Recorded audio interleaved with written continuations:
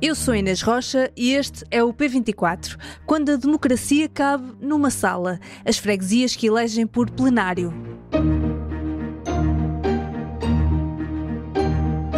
No próximo dia 12 de outubro, o país vai a eleições novamente, desta vez para eleger os órgãos das freguesias e dos municípios.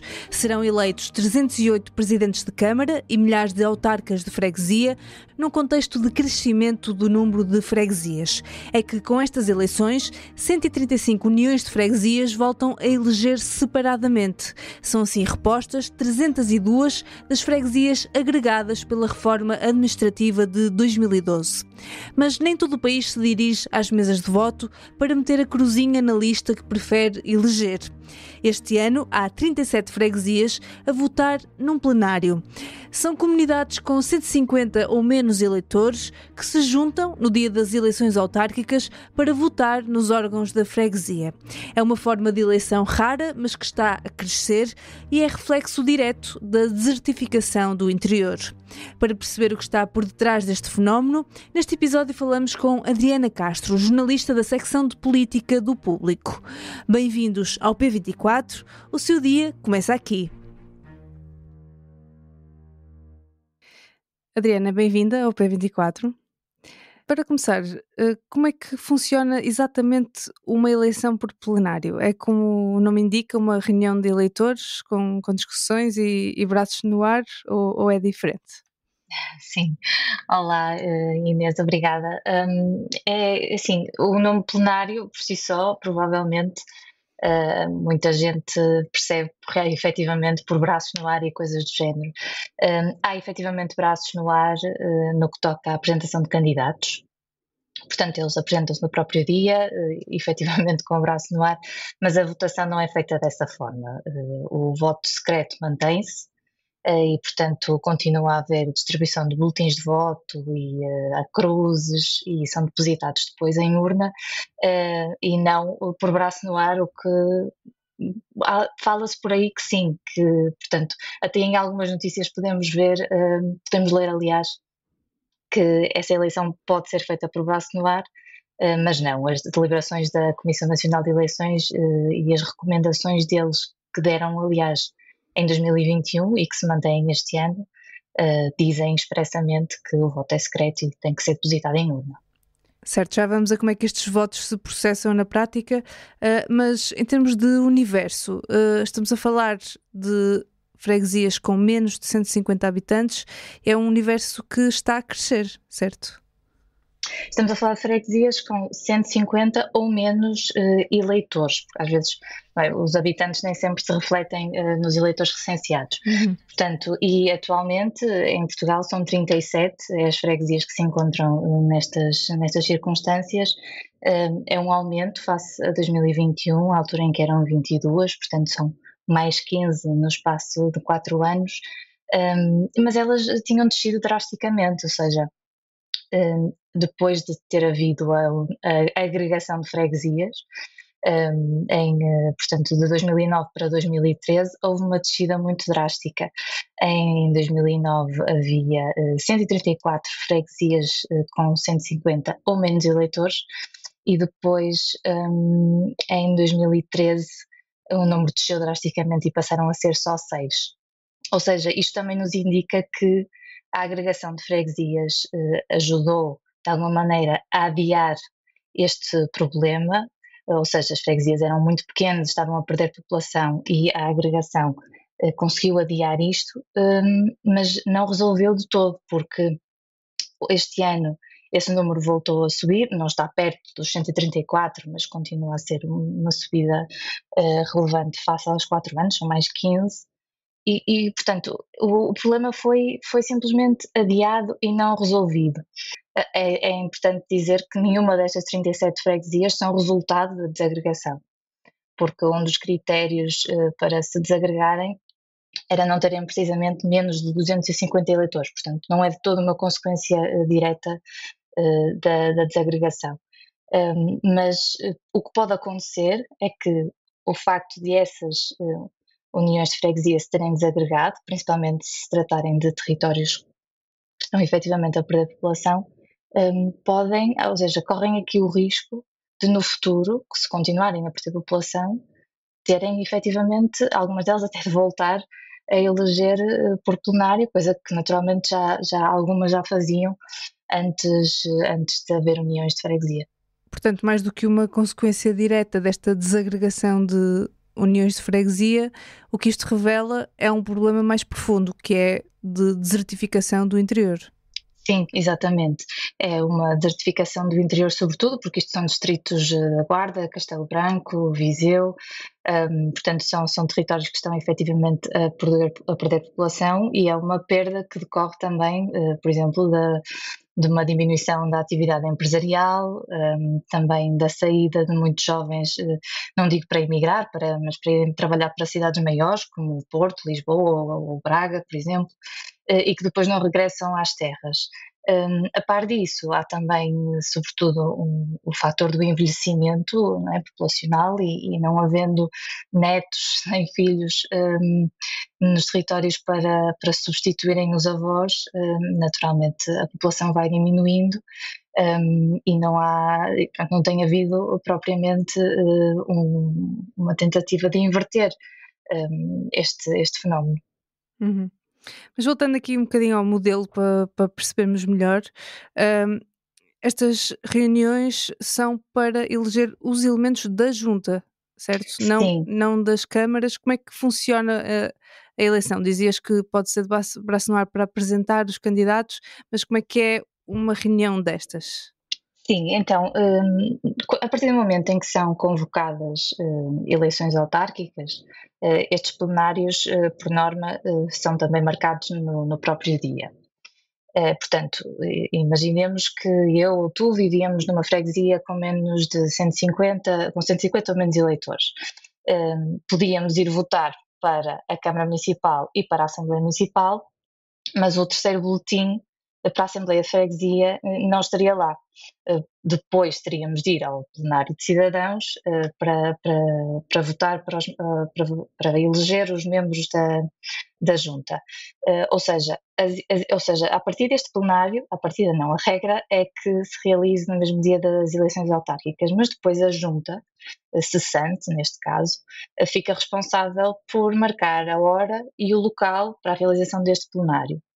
E por norma, as outras mesas de voto, neste caso para a eleição da Câmara Municipal e da Assembleia Municipal, têm que fechar, porque quem está nessas mesas de voto também tem de ir ao plenário. Portanto, o que é que acontece? As pessoas chegam à sala, ao local marcado, é confirmada a presença dessa pessoa no caderno eleitoral, portanto, decide-se quem normalmente dá início aos trabalhos é a junta cessante. Há aqui um pormenor interessante, que é: se nenhum membro da junta cessante estiver presente ou se não houver substitutos, quem abre os trabalhos é o cidadão eleitor mais velho que estiver presente. Uhum. Mas, portanto, abrem os trabalhos e tem de se verificar se estão presentes 10% de eleitores, que é uma regra obrigatória. Caso não haja quórum, nem sequer é necessário passar daí, porque a reunião tem de ser realizada no outro dia. Mas estando os 10%, e depois é constituída também a mesa de plenário, que se não estiver, lá está, a junta cessante, fica o eleitor mais velho. E portanto, é dado um prazo, digamos assim, para a apresentação dos candidatos. Os candidatos apresentam-se, colocam a mão no ar, e depois também há aqui duas hipóteses, que é: pode o candidato apresentar uma lista, por exemplo, é ele o número 1, depois tem o tesoureiro e o secretário, imaginemos, mas se apresentar uma lista tem de cumprir a lei da paridade. Caso não seja possível cumprir a lei da paridade, são obrigatoriamente eleitos diretamente para o cargo. Ou seja, há uma pessoa que se candidata para presidente de junta, outra pessoa para a primeira vogal e outra pessoa para a segunda vogal, digamos assim. E depois de estar definido esse método de eleição, ou seja, se é por lista ou uninominal, são então feitos os boletins de voto, são distribuídos, e cada cidadão vota naturalmente, e depois tem de depositar o boletim na E urna. já é um voto secreto, não é? Como Sim, no resto do exatamente. país. Uhum. E dizias que é preciso 10% dos eleitores para tomar esta decisão. Isso faz com que em alguns locais possa haver uma eleição com muito poucas pessoas, certo? Sim, de facto, ou seja, 10%, se imaginarmos uma freguesia com 150, são 15 pessoas. Mas, por exemplo, há uma freguesia que é a mais pequena do país, nos Açores, que é a freguesia de Mosteiro, que, portanto, tem 27 eleitores recenseados, ou seja, isto significa que basta aparecerem 3 destes eleitores para poderem proceder à eleição. E também falei com o presidente da Associação Nacional de Freguesias, Jorge Veloso, que de facto admitiu que na associação este não tem sido um tema que tenham prestado muita atenção, porque é de facto uma coisa muito, muito específica e acaba por ser algo raro num universo de mais de 3.000 freguesias, portanto 37 nestes casos, acaba por ser um bocadinho raro. Mas de facto ele assume que isso é uma regra ou um critério que terá de ser revisto, não já a tempo das próximas eleições, porque já estão marcadas para 12 de outubro, portanto não há sequer aqui nenhuma margem para poder alterar o que quer que seja, e a própria CNE já nos disse que as regras há 4 anos vão se manter, mas ele próprio assume que é de facto um pormenor que tem ou de ser revisto ou de arranjar aqui outro critério, porque quando o modelo surgiu, portanto este modelo surgiu em 1976, de forma algo temporária, e ainda estavam a tentar perceber qual é que seria o melhor critério, as melhores regras. Inicialmente era para freguesias com 300 ou menos eleitores, e o quórum necessário era de 20% e não 10%. Depois, no ano seguinte, diminuiu de 300 para 250 e em 99 é que se definiram os 150 ou menos eleitores e um quórum de 10%.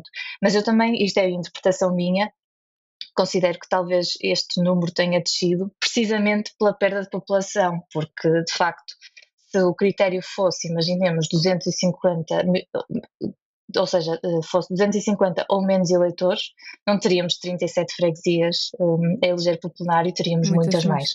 Claro. Portanto, eu, na minha interpretação, acredito que esse pode ter sido um dos motivos.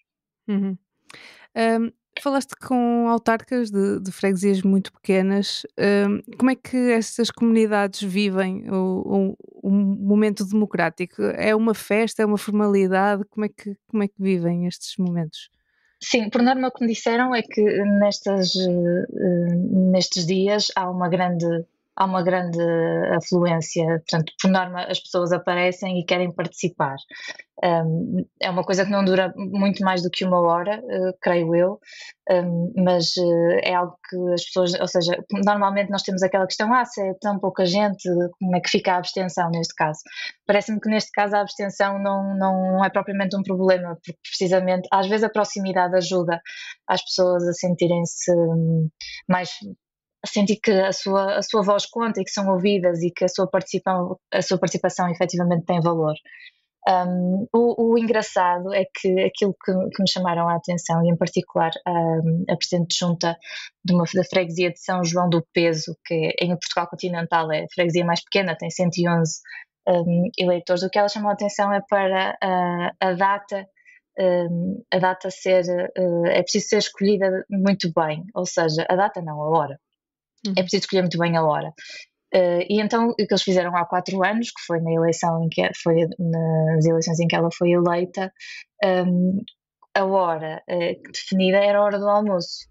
E porquê? Porque as eleições são normalmente ao domingo, não é? E há territórios ainda que têm a tradição de ir à missa ao domingo, e portanto o que acontecia era quem foi à missa no domingo de manhã, quando a missa terminasse, ia à junta de freguesia, ficam a 50 metros mais ou menos, a igreja da junta, e portanto saíam da igreja, iam à junta e portanto participavam no plenário, escusavam de sair tantas vezes de casa, pronto, e como falávamos há pouco, são pessoas sobretudo mais velhas, que também têm alguma dificuldade em estar constantemente a sair de casa, ou seja, se alguém já tivesse ido votar antes da missa, por exemplo, para a Câmara ou para a Assembleia Municipal, depois depois ia ao plenário e voltava para casa. Quem ainda não tinha ido votar e tinha ido à missa, ia ao plenário e depois votaria nas restantes.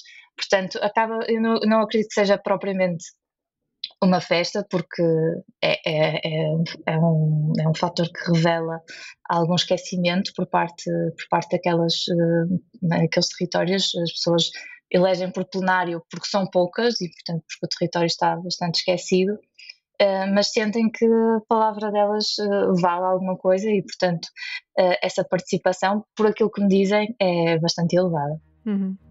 É um fator muito importante numa democracia. Adriana, obrigada. Nada, obrigada eu.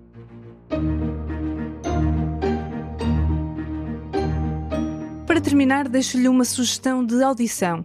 Na manhã desta segunda-feira sai mais um episódio do podcast Biblioteca do Bolso. Esta semana, o realizador João Rosas conversa com Inês Bernardo e José Mário Silva sobre os livros que mais o marcaram. Não perca nas aplicações de podcast ou em público.pt. Obrigada por ouvir o P24. Tenha uma boa semana. O P24 é um podcast do Público com música original de Ana Marcos Maia. A sonoplastia deste episódio é de Inês Rocha.